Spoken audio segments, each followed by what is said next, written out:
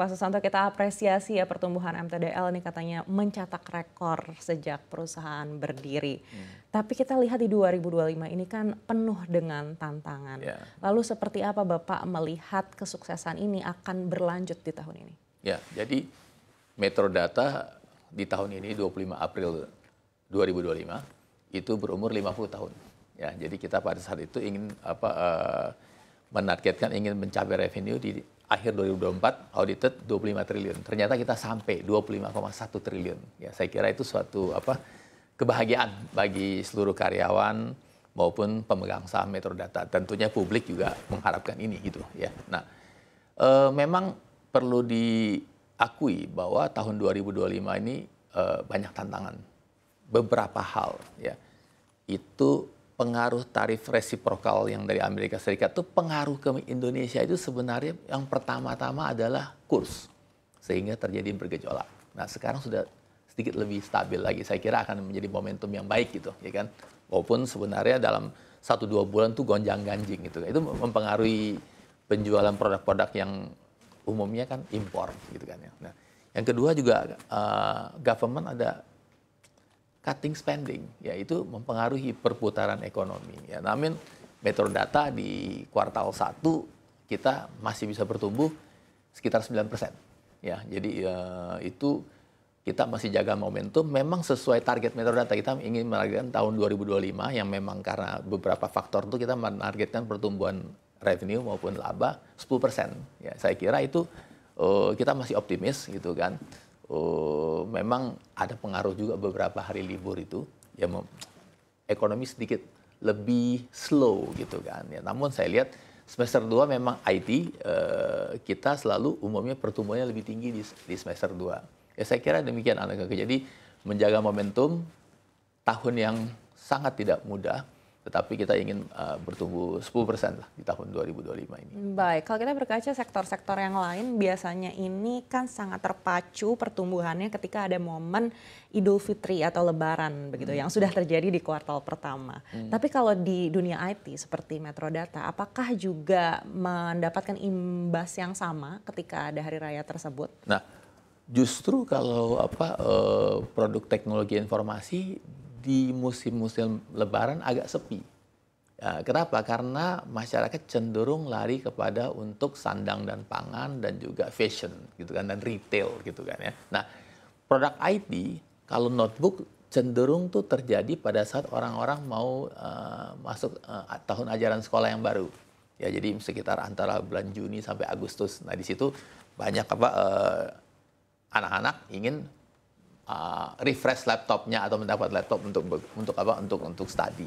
Itu salah satu timing. Tapi timing yang lebih berarti karena Metrodata kan kita kan ada terbagi dua, distribution sekitar 75% revenue-nya, solution consulting 25%. Tetapi solution consulting tuh secara profitability memberikan profit tuh lebih dari 50% Metrodata. Jadi kita mesti anggap kedua-duanya ngimbang. Nah, solution consulting itu bisnisnya corporate, enterprise, banking, oil and gas, telco dan lain-lain gitu. Nah, umumnya mereka itu yang memang sudah menganggarkan budget untuk refresh IT atau untuk data and technology dan data and AI dan macam-macam, itu kebanyakan di spendingnya di semester 2. Semester 1 mungkin sekitar 40%, spendingnya 60% di semester 2. Dan biasanya kan yang bagaimanapun mau di BUMN maupun di perusahaan enterprise, budget yang sudah tidak terspending itu tidak bisa diakumulasi ke tahun berikutnya gitu ya kan. Sehingga cenderung semester 2 ini adalah pertaruhan besar bisnis ICT itu. Baik, artinya kalau di semester pertama tadi Bapak sampaikan sudah mencapai 9% ya Pak ya? Kuartal 1 baru. Kuartal 1. Artinya di semester 2 ini bisa lebih tinggi lagi dari 9%. Mungkin ya, bisa di atas 10%? Ya, harusnya di atas lebih dari 10% sehingga kita bisa average ketemu 10% gitu kan. Baik, lalu seperti apa rencana pembagian dividen Metrodata di 2025 dengan optimisme yang tetap kita pegang hingga saat ini? Ya, jadi Metrodata itu dividen policy-nya di prospektus pada saat kita IPO tahun 1990 itu tertulis bahwa pembagian dividen itu rasionya, policy-nya 20-30% dari laba bersih.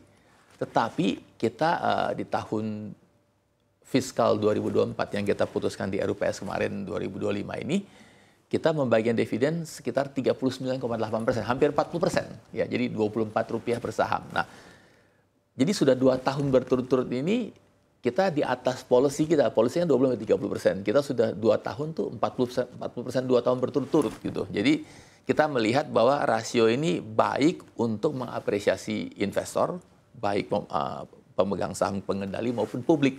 Yang cenderung demanding yang lebih tinggi itu adalah investor publik dan institusi. Justru itu pemegang saham pengendali cukup sudah satisfy gitu kan. Nah, ini kebetulan dividennya ini secara rupiah dan payout ratio tertinggi sepanjang sejarah. Saya kira ini suatu hal yang baik untuk mengapresiasi investor publik lah itu.